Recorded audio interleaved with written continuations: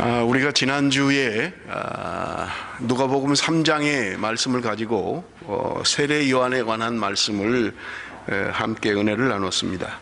여러분, 지난주에 말씀을 드리면서 누가복음을 기록한 누가는 남다른 역사관을 가지고 성경을 기록했다, 그렇게 말씀을 드렸습니다. 그렇기 때문에 누가복음에는 다른 복음서에서는 볼 수 없는 누가복음만의 특별한 필체들이 있는 것을 우리는 볼 수 있어요.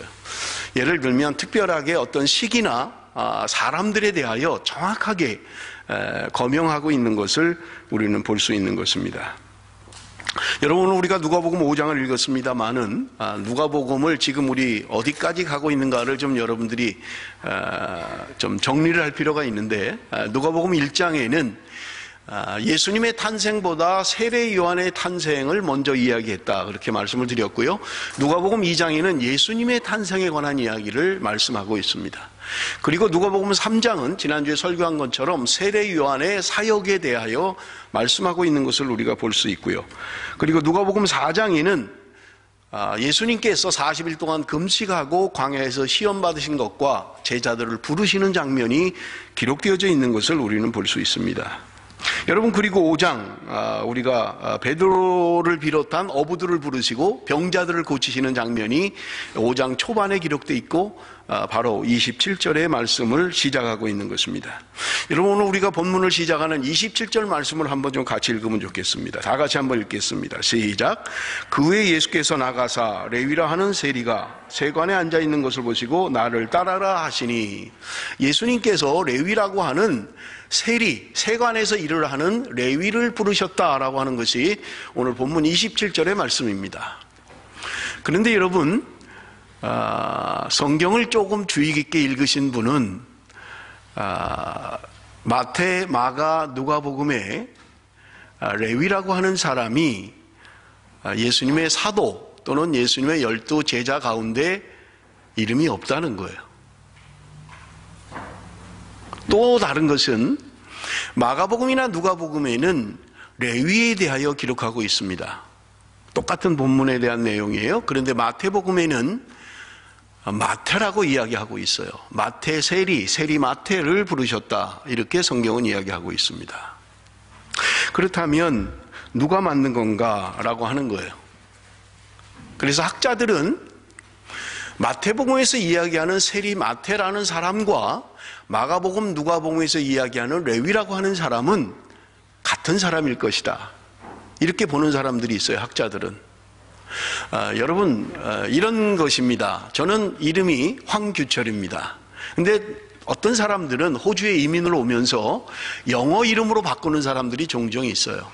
그래서 뭐 데빗 황, 피터 황, 이렇게 이름을 바꾸는 거예요. 그러면 나는 이름이 두 개가 됩니다. 그죠? 황규철도 나고 데빗 황도 저입니다. 물론 저는 이름을 바꾸지 않고 그대로 한국 이름을 쓰고 있습니다만은 많은 분들이 이름을 바꿔요. 어떤 분은 한국 이름을 물어보면 대답을 안 해요. 영어 이름만 얘기를 해요. 그런 사람도 있어요.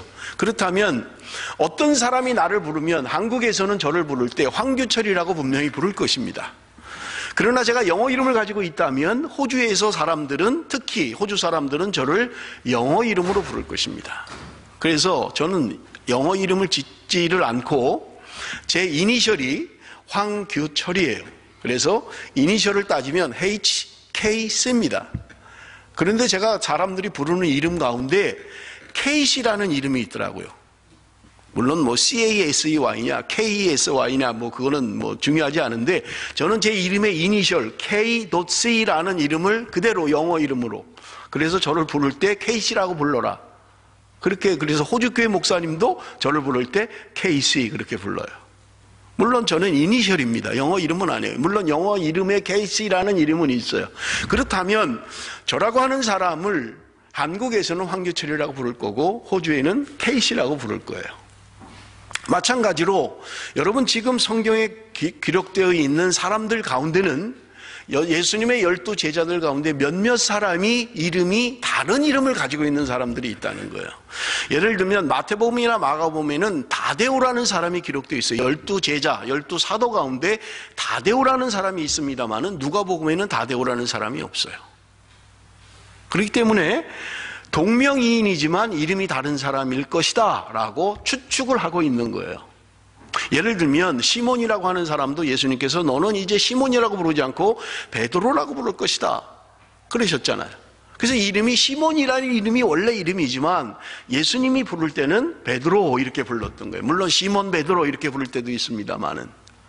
그렇기 때문에 여러분 성경에 기록되어져 있는 이름들이 어떤 사람은 2개, 어떤 사람은 3개 이름을 여러 개 가지고 있는 사람이 있기 때문에 어떤 성경에는 마태로 그리고 어떤 성경에는 레위로 이렇게 이름을 2개 또는 3개를 가지고 있는 사람들이 있을 수 있다는 말입니다.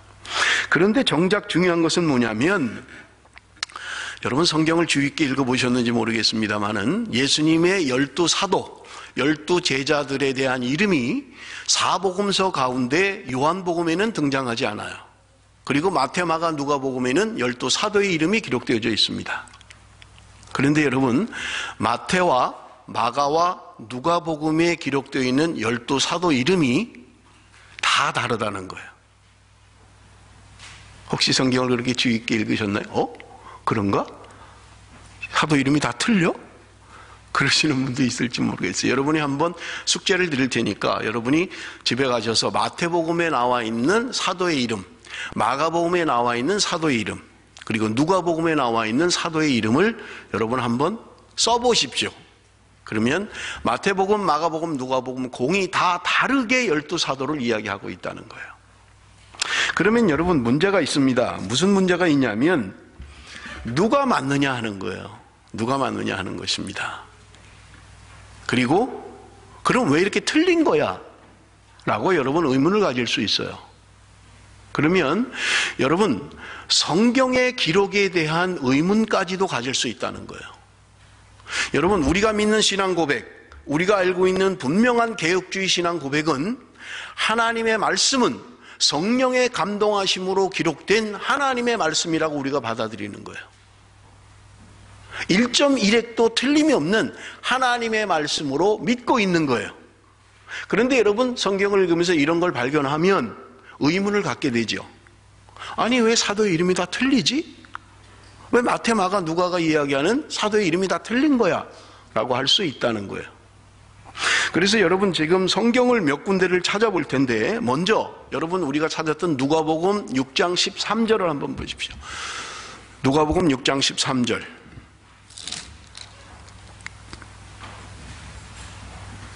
여기 보면 발금에 그 제자들을 부르사 그 중에서 12를 택하여 사도라 칭하셨으니, 그리고 그 이름 밑에 12사도의 이름이 기록되어 있어요.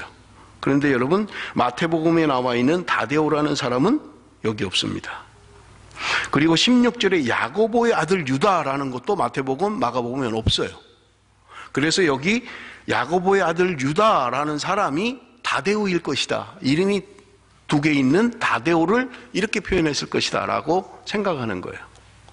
자, 그럼 보세요. 여기 보면 13절에 제자들을 부르시고 그 가운데서 12를 사도로 세우셨다는 거예요. 그죠? 자, 그러면 마가복음 3장 14절 15절을 보겠습니다. 마가복음 3장 14절 15절. 여러분 기록이라도 해놓으시고 집에 가서 한번 찾아보셔야 돼요.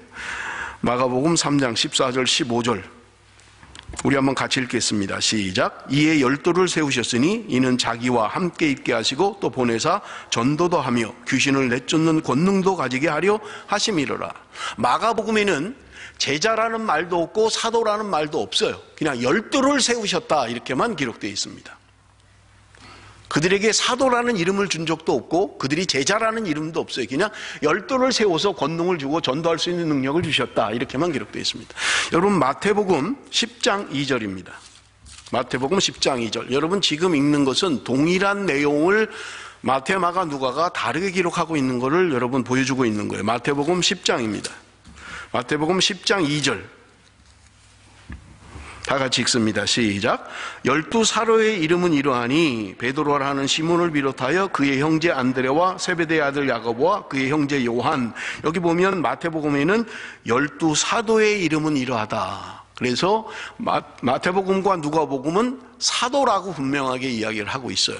그런가 하면 마가복음에는 사도라는 말도 없고 제자라는 말도 없다는 거예요. 근데 누가복음은 제자들 가운데 예수님이 그들을 부르셨고 그 가운데 12명을 사도로 세우셨다, 이렇게 성경은 기록하고 있는 것입니다. 자, 그렇다면 왜 마태, 마가, 누가에 있는 사도의 이름이 다 틀릴까? 의문이 되잖아요. 그죠?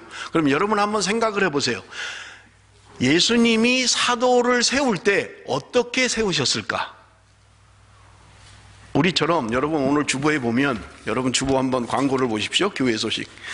거기 9번 운영위원을 임명합니다. 고광현 집사님 특별 목회, 목혜진 전도사님 교육, 이광희 집사님 행정, 이준 전도사님 선교, 이진호 집사님 사역, 전원재 집사님 예배. 이렇게 공식으로 발표를 하면 이 발표된 이후로는 이 사람이 확정되는 거예요. 그죠? 그런데 여러분, 사람을 세우는 건 쉽지 않습니다. 저도 지난주에 저한테 만약에 누군가가 물어봤더라면 지금 있는 이름과 다른 사람을 얘기했을 거예요. 지난 한 주간 동안 바뀐 사람도 있어요. 그러니까 어떤 부서를 바꾼 사람도 있고요. 어떤 사람은 새로 들어간 사람도 있고요.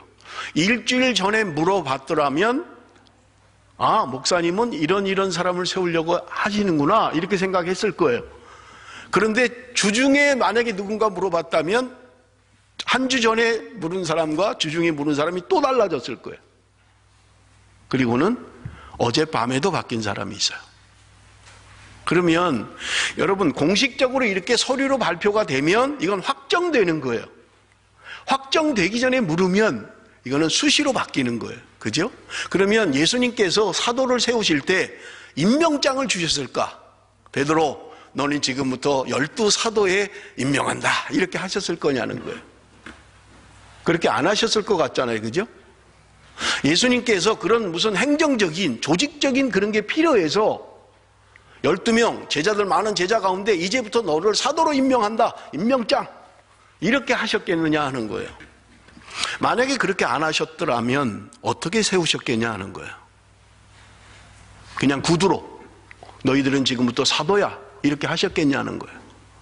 다른 하나 문제는 뭐냐면, 만약에 사도라는 명칭이 아니고 예수님과 함께 했던 하나님의 사람들이 누구였냐라고 이렇게 질문을 하면 이거는 바라보는 사람마다 다를 거예요.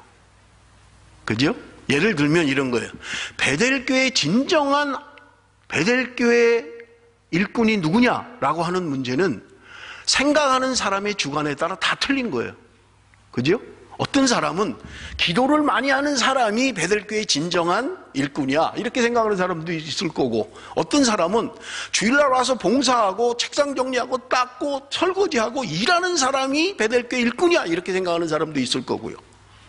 아니야, 베델교의 일꾼은 전도를 많이 하는 사람이 베델교의 일꾼이야. 그렇다면 생각하는 사람의 생각에 따라서 일꾼은 완전 달라진다는 거예요.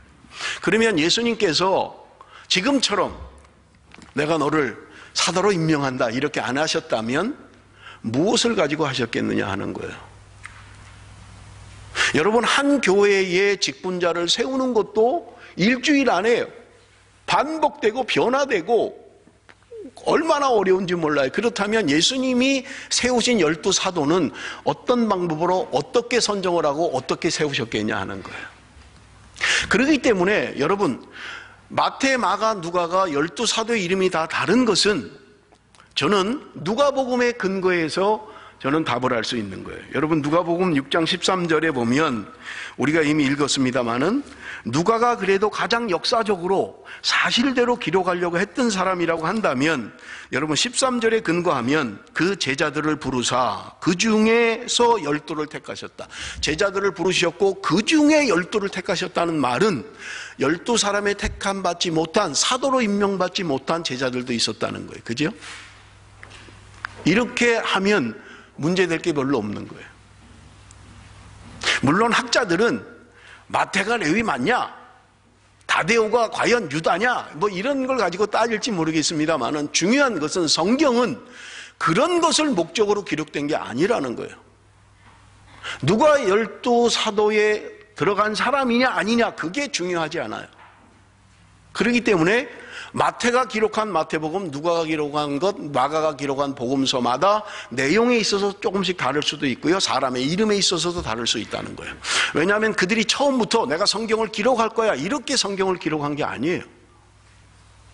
여러분, 기독교 초기에 예수님이 이 땅에 계셨고 예수님이 돌아가시면서 내가 준비가 되면 곧 올 거다라고 했기 때문에 초기 기독교 사람들은 예수님의 재림에 대하여 굉장히 빠르게 주님이 오실 거라고 생각을 했던 거예요. 그렇기 때문에 무슨 기록을 남길 이유도 없었고 무슨 어록을 남길 이유도 없었던 거예요. 그런데 시간이 지나고 예수님과 함께 했던 제자들이 하나둘 죽어가면서 예수님이 안 오시는 거예요.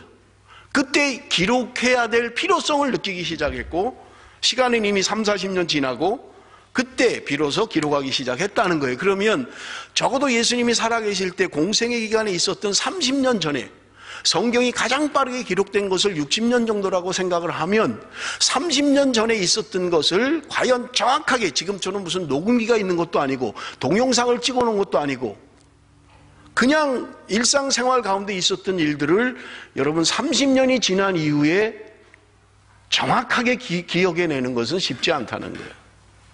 그렇지 않겠어요? 여러분 1년만 지나도 헷갈리는데 어떤 사람은 그때 목사님이 그렇게 말씀하셨어요. 그러는데 난 한 기억이 없는 거예요. 내가 그런 말을 했단 말이야? 진짜 기억이 안 나는 거예요. 그러면 30년 전의 일을 정확하게 이름까지를 다 기억하기는 쉽지 않았을 거라는 거예요. 그렇다면 자기의 주관적인 생각이나 주관적인 신학이나 자기의 주관적인 믿음이 그 글에 포함이 되지 않았겠느냐. 이게 성경 공부를 하면서 유기적 영감설이라는 중요한 이유예요. 성령이 감동을 하고 통제를 해서 성경을 기록했지만 그 사람이 가지고 있는 성향이나 그 사람이 가지고 있는 문학적인 특질이나 그 사람이 가지고 있는 어떤 특성들이 글 속에 포함이 됐다는 거예요. 그걸 성령이 컨트롤하고 통제하셔서 하나님의 말씀을 기록하게 하셨다는 거죠.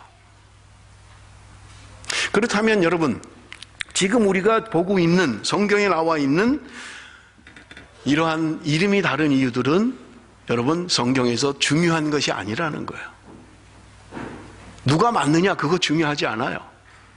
중요한 것은 오히려 다른 거예요. 그게 뭐냐면 여러분 27절에 읽었습니다마는 예수께서 레위라 하는 세리가 세간에 앉아 있는 것을 보시고 나를 따르라 하시니 예수님이 세리를 부르셨다는 거예요. 여러분 우리는 지금 뭐 별 감각이 없어요. 예수님이 세리를 부르시든 누구를 부르시든 무슨 문제야 할지 모르지만 여러분 그 당시에 죄인의 대명사, 유대인들이 저 사람은 죄인이야, 저런 사람하고 상종하면 안 돼, 저런 사람하고 놀면 안 돼, 저런 사람하고는 밥도 먹으면 안 돼 라는 그 죄인의 대명사가 세리와 창녀였습니다. 저런 인간들하고는 같이 상종하면 안 되는 인간들이야 라고 하는 게 세리라는 직업을 가진 사람들이에요. 그리고 창녀라는 몸을 파는 여자들이에요. 그런데 예수님께서 성경에 그 죄인들과 가까이 하면 안 된다라고 하는 그 죄인을 부르셨다는 거예요. 예수님이 보셨고 그를 부르셨다는 사실입니다. 그들은 하나님의 말씀이라는 걸 가지고 사람을 구분했어요. 만나면 안 되는 사람, 교제하면 안 되는 사람. 그런데 예수님은 오셔서 율법에 분명하게 금지하고 있는 일들을 예수님은 하셨던 거예요. 사랑하는 성도 여러분, 오늘 나는 혹시 이런 구분을 하고 있지는 않습니까? 교회 안에 같은 성도라고 하면서 우리는 뭔가를 구분하고 있지는 않느냐 하는 거예요. 저 사람은 나하고 좀 레벨이 달라. 저 사람은 나하고 좀 격이 달라. 저 사람은 나하고 생각이 달라. 혹시 이런 것들로 말미암아 스스로 사람을 구분하고 판단하고 정죄하고 있지는 않느냐 하는 거예요. 만약 그렇다면 예수님은요, 그 당시에 죄인 중에 죄인이에요. 가까이 하면 안 되는 사람들이에요. 그런데 예수님은 그를 보시고 그를 부르셨다는 거예요. 그런데 더 재밌는 것은 28절에 보면, 여러분 5장 28절에 보면 이렇게 말씀합니다. 그가 모든 것을 버리고 일어나 따르니라. 예수님께서 레위를 부르셨어요. 나를 따라와라. 그런데 레위가 모든 걸 버려두고 예수님을 따랐다는 거예요. 여러분, 이해가 금방 되세요? 여러분, 레위라고 하는 사람은 당시의 세리입니다. 지금으로 말하면 세무서장 같은 사람이에요. 지난주에 말씀드렸죠? 부자입니다. 돈이 많아요. 영향력 있는 사람이에요. 다 그렇게 되기를 소원해요. 제가 2년, 3년 전에 중국을 방문하고 중국 교회 가서 설교할 때 중국의 젊은이들이 소원하는 게 있다는 거예요. 중국의 젊은이들이 바라는 것, 그게 뭐냐면 공무원이 되는 거라는 거예요. 공무원. 중국의 공무원이 되는 것. 젊은 대학생들이, 젊은 청년들이 소망하고 원하는 게 공무원 되는 게 제일 소망이라는 거예요. 왜요? 공무원이 되면 생기는 게 많거든요. 거기 고급 술집에 우리 교회 나오던 연변에 조선족 청년의 아버지가 식사 대접을 해서 어떤 식당에 가는데 고급 식당에 그냥 봐도. 근데 사람들이 막 바글바글한 거예요. 그래서 제가 물었어요.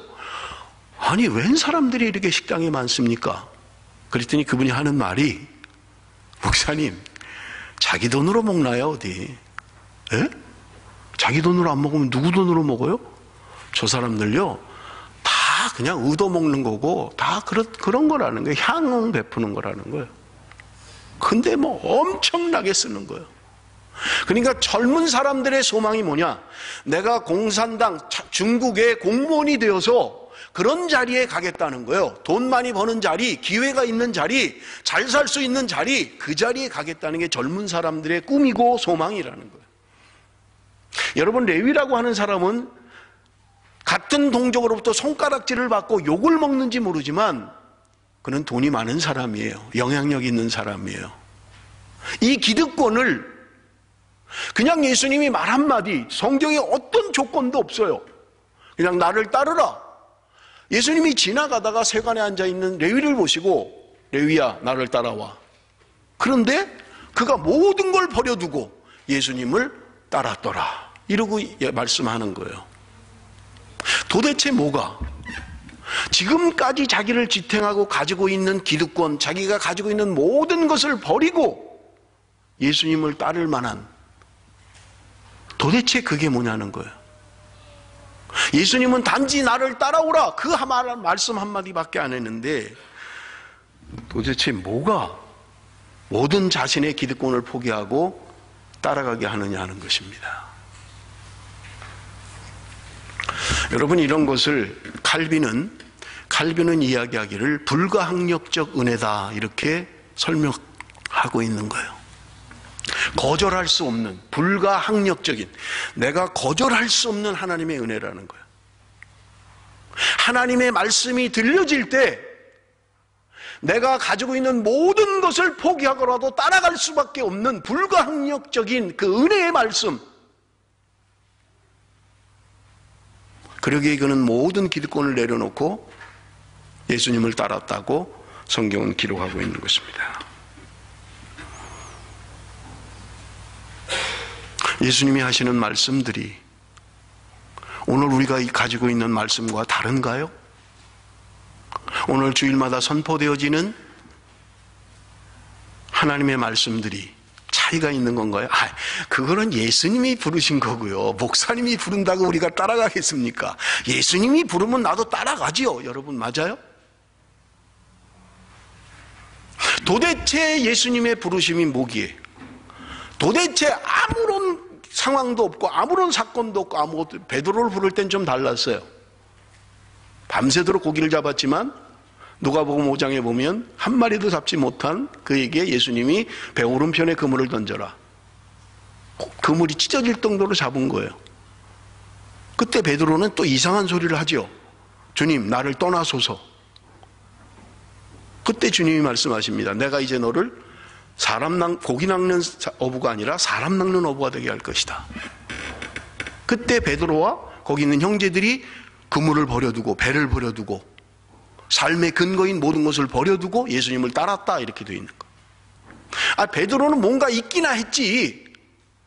내가 알지도 못하는 내 지식과 능력으로 밤새도록 잡았지만 한 마리도 잡지 못한 상황에서 예수님이 말씀하셔서 고기를 잡는 상황이나 있죠. 지금 레위는 아무것도 없어요. 그냥 세관에 앉아서 자기 일을 보고 있는데 주님이 지나가다가 너 나 따라와 그렇게 하신 거예요. 그런데 다 버려두고 예수님을 따라. 이게 무슨 귀신 들린 겁니까? 도대체 이게 가능한 일입니까? 뭐가? 말 한마디에 모든 것을 내려놓고 갈 수 있냐는 거예요. 아니요, 예수님 잠깐만요. 제가 좀 정리 좀 하고요. 재산도 정리하고 자식들에게 재산도 좀 나눠주고 이거 제가 하던 거 좀 정리한 다음에 그 다음에 제가 주님을 따르겠습니다 한 게 아니에요. 그냥 다 버려두고 예수님을 따랐다는 거예요. 이 불가항력적 은혜, 하나님의 부르심, 하나님의 말씀의 능력,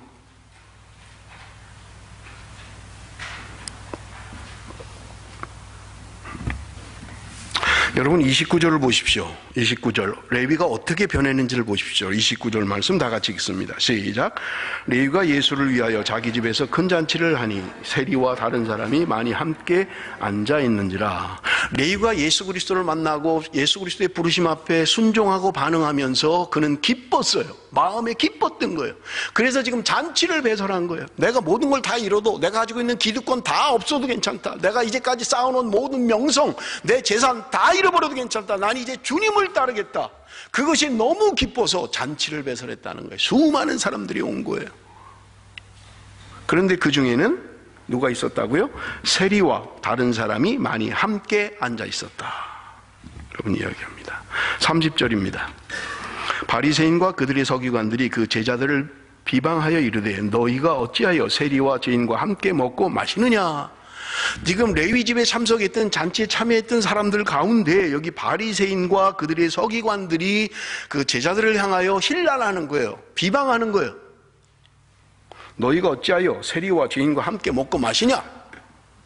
성경에 그렇게 하지 말라고 하지 않았느냐? 율법에 금지하지 않았느냐? 그런데 너희들은 왜 이런 일을 하고 있느냐? 라고 지금 책망하고 있는 거예요. 여러분 그때 예수님께서 대답하십니다. 31절 32절 우리 한번 다 같이 읽습니다. 시작. 예수께서 대답하여 이르시되 건강한 자에게는 의사가 쓸데없고 병든 자에게라 쓸데있나니 내가 의인을 부르러 온 것이 아니요 죄인을 불러 회개시키러 왔노라. 예수님께서 대답하신 거예요. 건강한 자에게는 의원이 필요 없다. 건강하지 않은 사람에게 의원이 필요한 것이다. 그렇게 이야기했던 것입니다. 그랬더니 그들이 다시 질문을 하는 내용입니다. 33절 그들이 예수께 말하되 요한의 제자는 자주 금식하며 기도하고 바리새인의 제자들도 또한 그리하되 당신의 제자들은 먹고 마시나이다. 금식에 대한 질문을 하고 있는 거예요.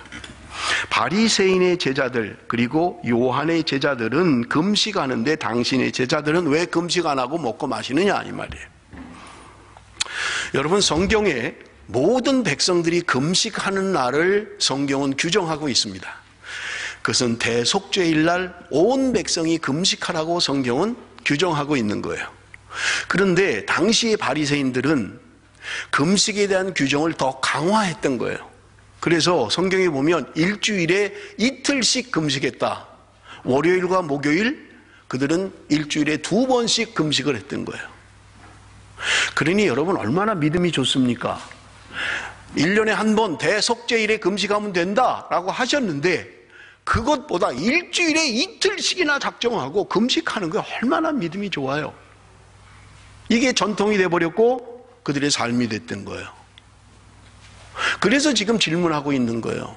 바리새인의 제자들 그리고 요한의 제자들도 금식하는데 너희들은 왜 금식하지 않고 희희낙낙 먹고 마시고 즐기느냐? 지금 그걸 질문하고 있는 거예요. 그들은 지금 말씀을 근거로 대고 있는 거예요. 말씀에 이렇잖아. 니네 왜 이렇게 안 하는 거야? 왜 우리가 가지고 있는 좋은 전통들대로 안 하고 니네 마음대로 하려고 하는 거야? 지금 그렇게 하고 있는 거예요. 여러분, 예수님께서 그들의 질문에 대해서 34절, 35절에 답을 하십니다. 우리 한번 같이 읽어봅니다. 34절, 35절 다 같이 시작. 예수께서 그들에게 이르시되 혼인집 손님들이 신랑과 함께 있을 때 너희가 그 손님으로 금식하게 할 수 있느냐? 그러나 그날에 이르러 그들이 신랑을 빼앗기리니 그날에는 금식할 것이니라. 예수님께서는 금식을 하라 말라 대답하지 않으셨어요. 금식하는 건 바른 거다 틀린 거다 말씀하지 않으셨어요. 그런데 하시는 말씀이 뭐냐면 혼인잔치의 비유를 들으신 거예요. 유대인의 전통은 결혼을 하면 일주일 동안 잔치를 하는 거예요.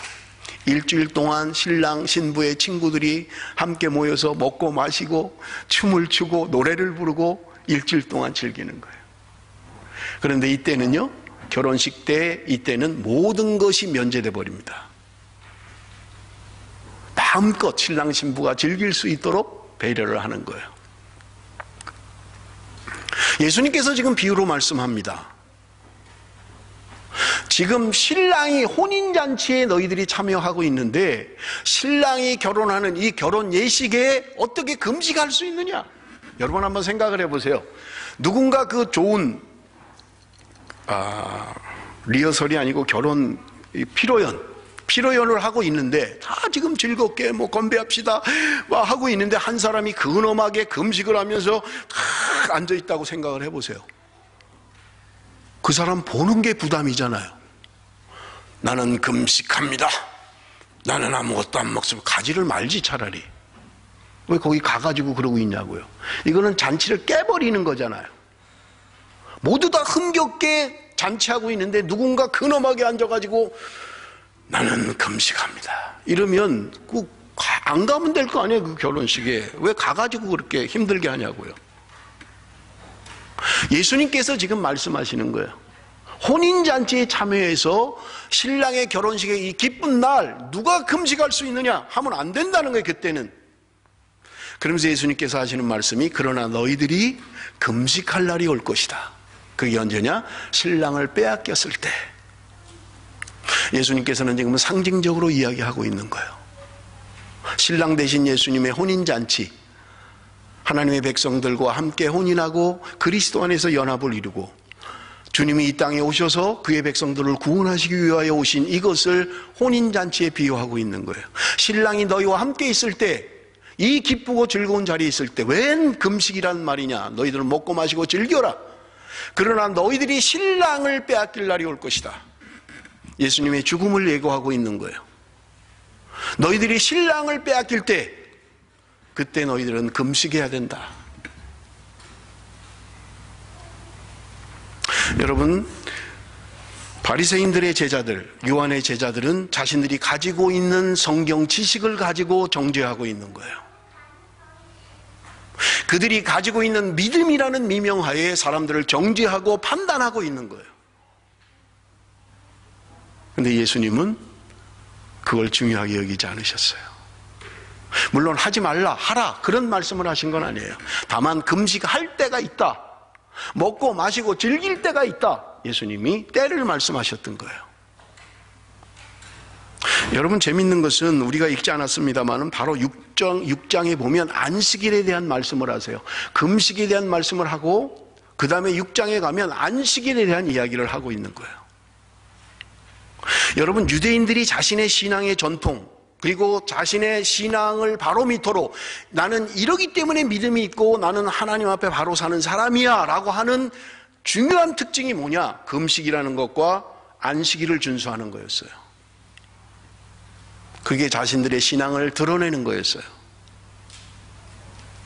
여러분, 지난주에 설교를 했습니다만 세례 요한이 이야기했던 것이 회개에 합당한 열매를 맺으라는 거예요. 무슨 말이냐면 너가 진정으로 회개했다면, 너가 진정으로 구원받은 하나님의 백성이라면 거기에 합당한 열매가 있어야 된다는 거예요. 그들은 자신의 신앙의 바로미터를 안식일 준수, 금식하며 하나님 앞에 나가는 것으로 생각했던 거예요. 여러분, 우리 신앙의 가장 중요한 것들이잖아요. 예를 들면 예수님이 시적하셨던 것 가운데 세리들의 기도, 다정한 자들의 기도도 지적을 하셨잖아요.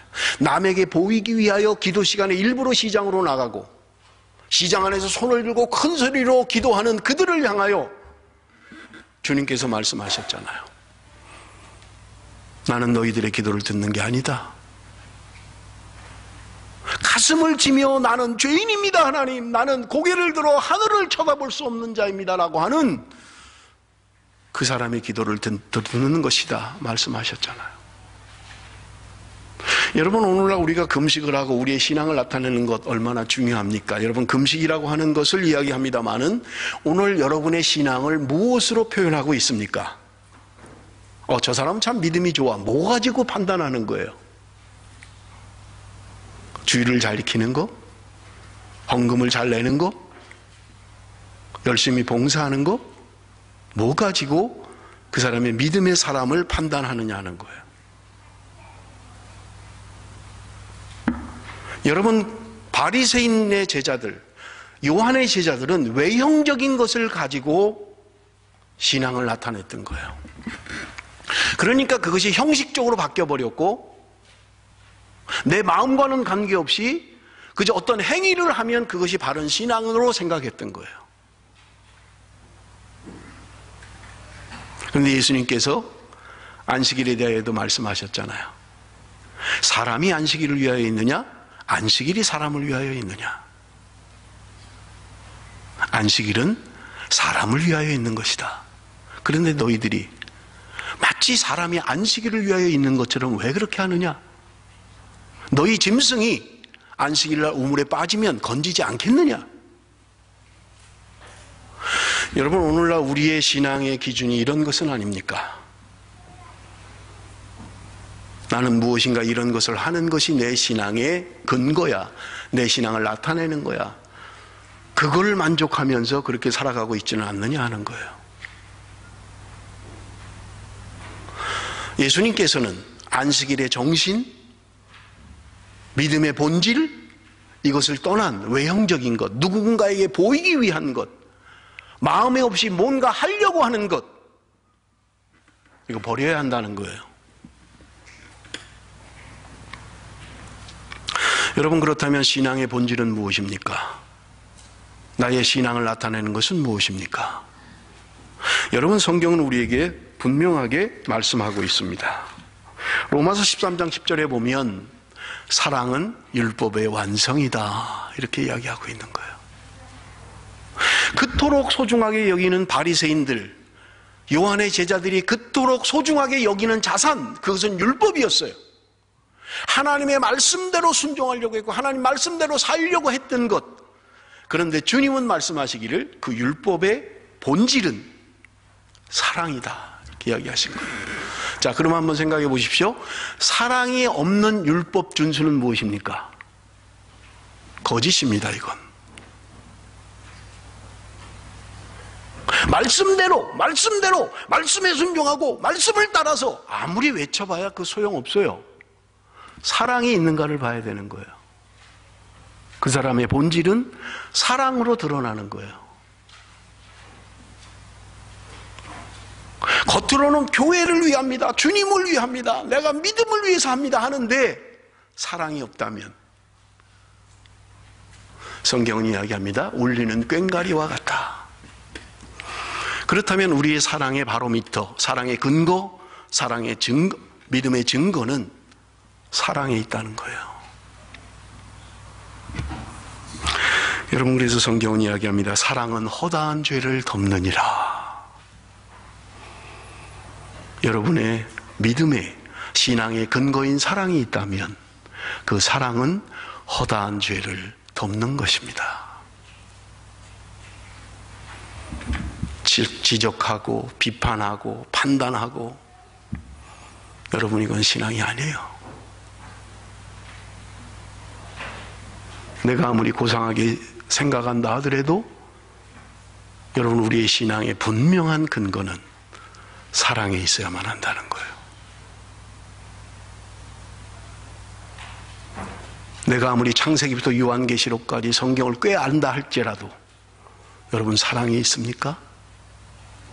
사랑이 없는 것이라면 그건 지식일 뿐이에요. 믿음이 있노라 하는데 사랑이 없다면 그 믿음은 도대체 무엇을 향한 믿음입니까? 성경은 우리에게 이야기합니다. 하나님은 사랑이시라. 너희가 서로 사랑할 때 내가 너희 가운데 함께 할 것이다. 우리가 사랑할 때 하나님이 임재하시고 하나님이 함께 하시겠다는 거예요. 여러분, 오늘 우리 교회는 이런 사랑이 있습니까? 나의 믿음은, 나의 신앙은 이런 사랑을 근거로 하고 있습니까? 남보다 날카로운 비판력과 판단력을 가지고 있는지는 모르지만 사랑이 없다면 여러분, 나는 울리는 꽹과리에 불과한 존재입니다. 왜 그들은 지금 잘 믿는다고 생각하는 사람들의, 여러분, 바리새인들의 신앙이라고 하는 건요, 우리가 도저히 따라갈 수 없는 신앙이에요. 얼마나 말씀에 대해서 정통하고 말씀에 대해서 연구하고 그들이 얼마나 말씀에 순종하려고 노력하고 따라갈 수 없어요. 그런데 주님이 그들을 향하여 말씀하시는 게 뭡니까? 너희들 잘못됐다는 거예요. 여러분, 그것이 그 뒤에 있는 말씀입니다. 우리가 잘 아는 말씀인데요, 36절에서 38절 우리 한번 같이 읽어봅니다. 36절에서 38절 다 같이 읽습니다. 시작.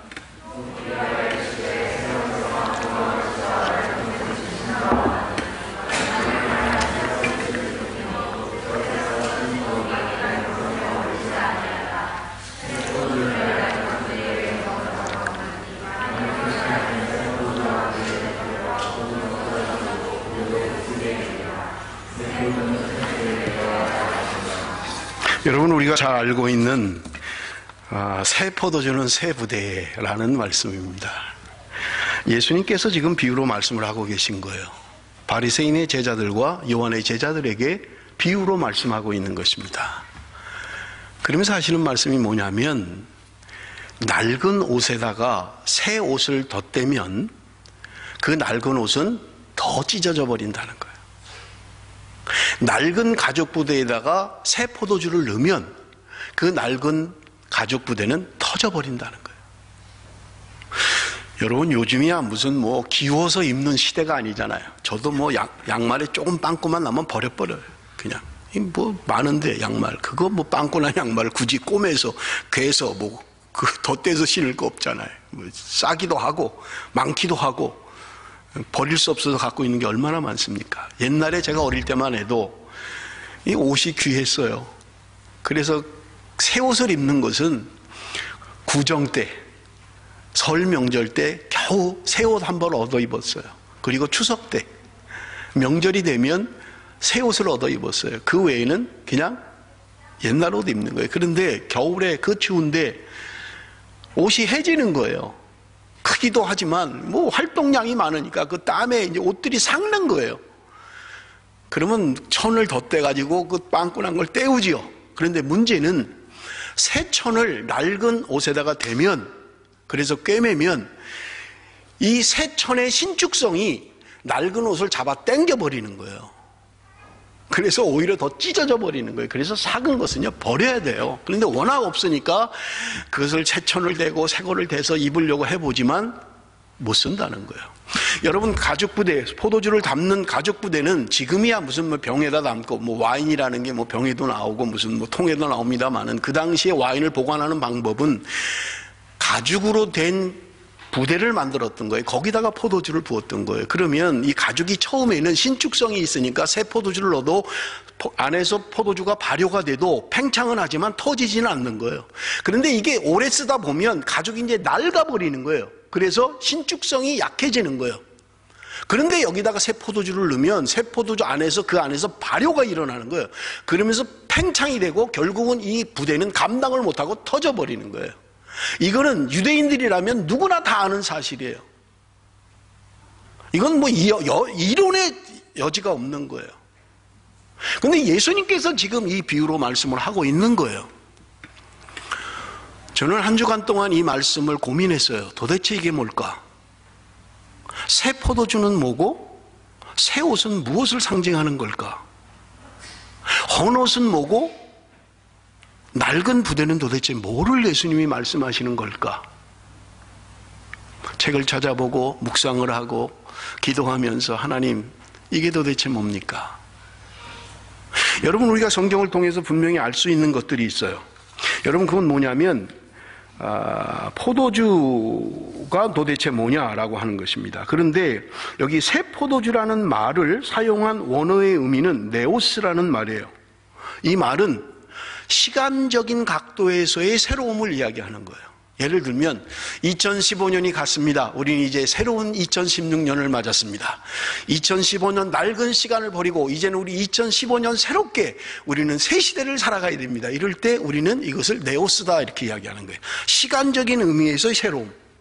물론 2015년 12월 31일이나 2016년 1월 1일이나 그게 그거지 뭐가 달라져 하면 의미가 없지만, 의미를 부여해서 내가 2015년에 못다 했던 것들, 그동안 내가 못한 것들 2016년에 새롭게 내가 한번 해보겠습니다라고 하는 사람에게는 새로운 시간이라는 거예요. 그럴 때 사용하는 말이라는 것입니다. 새 포도주라는 말이. 그러면 여러분, 새 부대라는 말은 뭐냐? 새 부대라는 말은 카이노스라는 단어를 사용해요.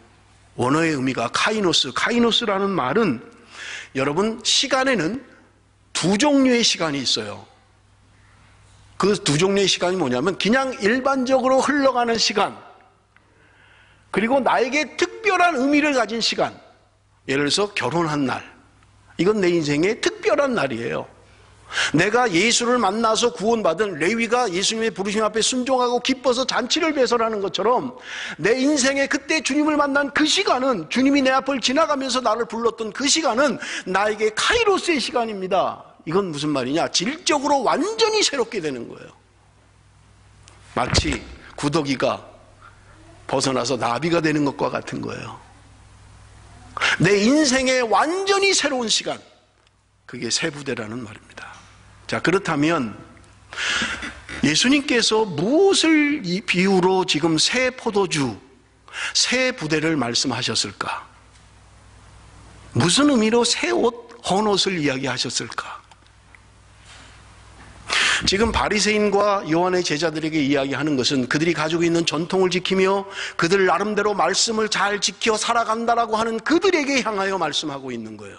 너희들의 삶은 낡은 옷이야. 너희들의 삶은 낡은 부대야. 그거 가지고는 새롭게 할 수가 없어. 너희들은 새로 바꿔야 돼. 그런데 그 새 포도주가 뭐냐는 거예요.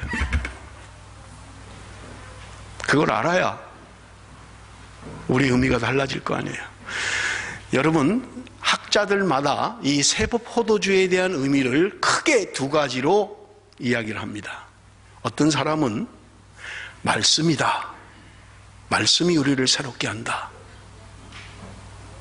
낡은 사람, 기존의 전통과 기존의 삶의 방식을 가지고 있는 사람들에게 하나님의 말씀이 들어가 봐야 소용이 없다. 사람이 새롭게 변해야 된다. 어떤 사람은 새 포도주라는 것은 성령이다. 이게 여러분 학자들이 이야기하는 큰 두 흐름이에요. 저는 둘 다라고 생각을 해요. 왜냐하면 말씀드린 것처럼 레위를 예수님께서 부르실 때 아무런 정황이나 근거도 없이 예수님이 너는 나를 따라와라 라고 하시는 말씀 앞에 불가항력적으로 반응했던 레위예요. 그 말씀이 내 인생의 모든 것을 바꿨고, 내 삶의 모든 것을 바꿨고, 내 삶의 목적을 바꿨고, 내 인생의 목표를 바꿔버린 거예요. 강력한, 거절할 수 없는, 거부할 수 없는 하나님의 말씀의 능력 앞에 내가 반응해야 된다는 거예요. 그런데 낡은 옷으로는, 낡은 가죽 부대로는 불가능하다는 거예요. 새롭게 돼야 된다는 거예요. 여러분, 또 하나는 새 포도주란 성령을 이야기하는 것이다. 여러분, 우리가 성경의 흐름을 보면 하나님의 언약의 관점에서 성경을 볼 때 여러분, 예언서에 분명하게 이야기하고 있는 것은 옛 언약과 새 언약이 있다고 분명하게 말씀합니다. 옛 언약은 시내산에서 받은 계명, 돌에다 새겨진 십계명이라고 이야기하는 거예요. 하나님께서 우리에게 계명을 주셨지만 성경이 이야기하는 것은 그 계명을 지킬 수 있는 사람은 이 땅에 없다는 거예요. 자신의 의지와 노력을 가지고 하나님의 말씀대로 사는 것은 불가능하다는 게 성경의 증언이고 바울의 고백이고 신약 성경이 말씀하고 있는 거예요. 그런데 가능한 게 뭐냐? 하나님께서 언약을 바꿔버리시겠다는 거예요. 옛 언약을 폐기하고 이제 새 언약을 맺겠다는 거예요. 새 백성과 함께 새 언약을 맺는데 그것은 돌판에 기록되어져 있는 것이 아니라 하나님의 말씀이 그들의 신비에 박히는 하나님의 영으로 말미암아 성령으로 말미암아 그들의 마음의 말씀을 새기는 사람들, 그 사람을 새 언약의 백성으로 삼으시겠다는 거예요. 다른 말로 하면 성령이 임하면 사람이 달라지게 된다는 거예요. 저는 이게 말씀과 성령이 둘 다라고 생각하는 이유입니다. 여러분, 내 의지와 노력을 가지고 말씀을 지킨다든지 말씀을 행한다든지 불가능해요. 어느 정도는 가능할 수 있어요. 그러나 사람을 바꾸는 것은, 그 말씀의 능력은 그냥 어느 날 내가 말씀을 읽는 중에 변화가 올 수도 있습니다만은 그 모든 것은 성령의 역사하심이에요. 성령이 역사할 때 하나님의 말씀이 해석이 되고 말씀이 내 신비에 박히게 되고 그 말씀 한마디를 붙들고 내 인생을 바꾸는 역사가 일어나게 된다는 거예요. 그래서 여러분, 교회사의 수많은 사람들이 하나님의 말씀 앞에 뒤집어졌던 거예요. 하나님의 말씀의 능력이 우리 가운데 임할 때, 성령의 권능으로 말미암아 그 말씀이 임할 때 놀라운 일들이 벌어진다는 거예요. 여러분, 그렇다면 그것이 무엇이냐는 거예요. 예를 들면 여러분, 우리 성경을 한번 좀 찾아보겠습니다. 누가복음 24장, 누가복음 24장 49절. 없는 분들은 그냥 저걸 보시면 됩니다. 우리 한번 다 같이 읽습니다. 시작. 볼지어다 내가 내 아버지께 약속하신 것을 너희에게 보내리니 너희는 위로부터 능력으로 입혀질 때까지 이 성에 머물라 하시니라. 예수님이 마지막 유언의 말씀이셨어요. 너희들이 하늘로부터 능력을 비울 때까지 이 성을 떠나지 말라. 그냥 우리에게 주셨던 말씀으로 살아가고 그 말씀을 지킴으로 말미암아 구원받을 수 있다면 예수님이 이 마지막 유언의 말씀을 왜 하셨겠냐는 거예요. 그냥 니들이 말씀에 순종하고 살면 돼. 그러면 구원받아. 그러면 새 사람 될 수 있어. 그러면 되잖아요. 말씀 주신 건데.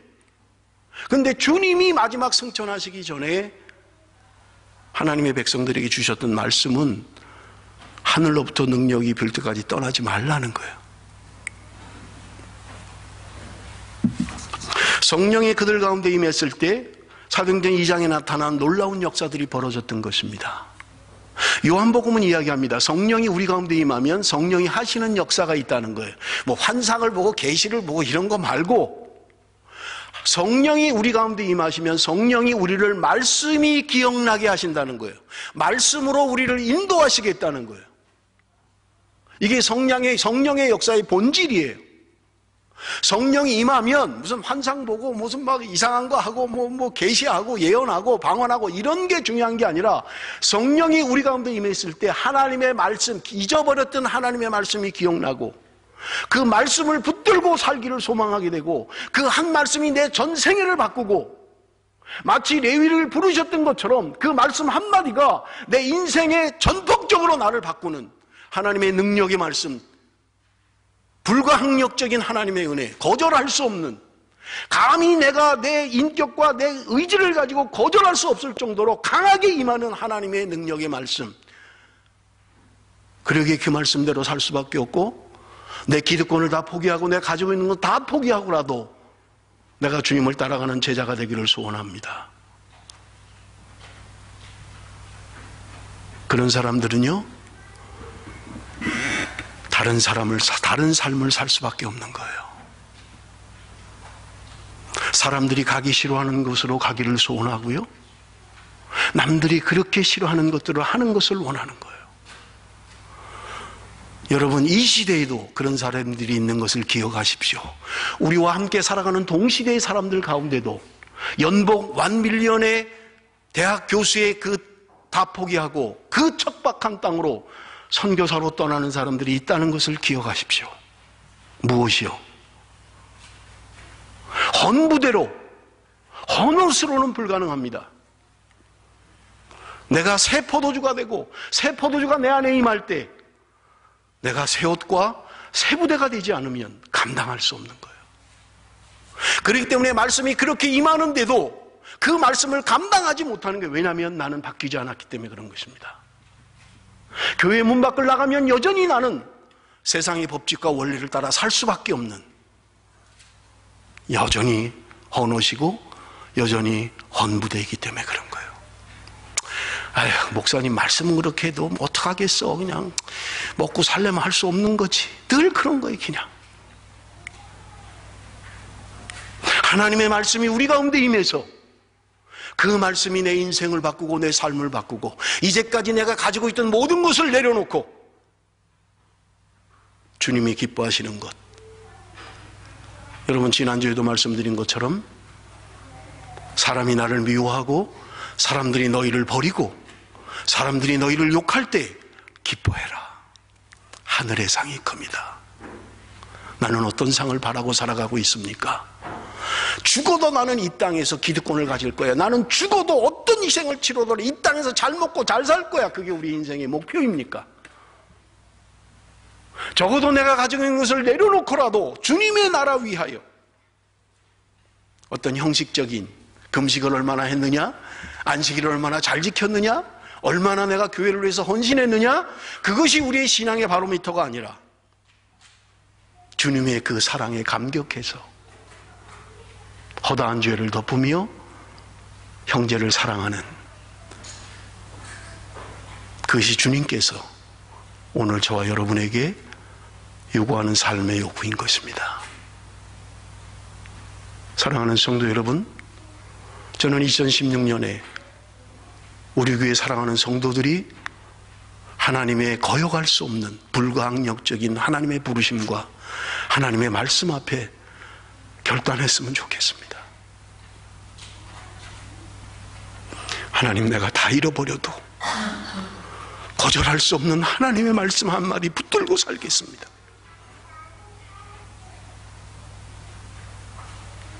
그렇다면 우리 인생의 새로운 카이로스, 2016년 우리 베델교회 거절할 수 없는 하나님의 은혜, 얄팍한 내가 가지고 있는 것 가지고 사람을 비교하고 판단하고 정죄하는 것이 아니라 사랑으로 품으며 사랑으로 용납하며 함께 손에 손을 잡고 함께 갈 수 있는 하나님의 친백성들이 될 수 있다면 하나님은 결단코 우리 교회를 외면하시지 않으실 것입니다.